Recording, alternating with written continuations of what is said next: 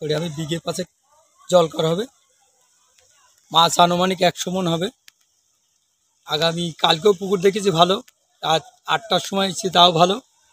আজকে সকালে আমার ফোন দেয় যে গার্ড, যে পুকুরে মাছ মরে গিয়েছে, পুকুর মাছ সাদা।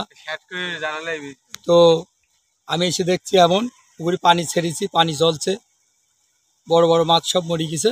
এবং সব ভোরবেলা তো মাছ মানুষ নিয়ে গিয়েছে, যে যারা পেরেছে নিয়ে গিয়েছে।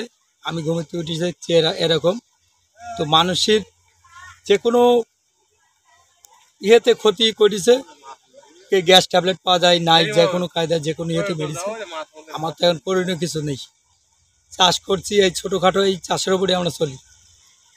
এই চাষ এখন মনে করেন যে বহুত পিছিয়ে গেলাম। এই ঋণ, মানুষের কাছে ঋণ করে খাবার টাবার নেওয়া, সার মাটি দেওয়া, পুকুর লিজ টাকা মনে করেন এক জায়গায় ঋণ করে নেওয়া, এনজিও থেকে ঋণ করে নেওয়া।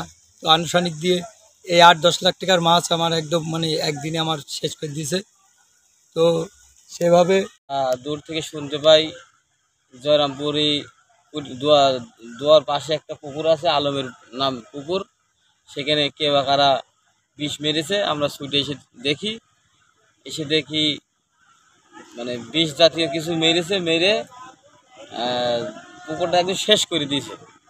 সে গরিব মানুষ ঋণী করে ধার দেনা করে পুকুরটা চাষ করেছে। পুকুরটাই মানে সে আর কি মানে ভাষায় বলার মতো কোনো মানে ইয়ে নেই যে মানুষই এত বড় ক্ষতি করতে পারে।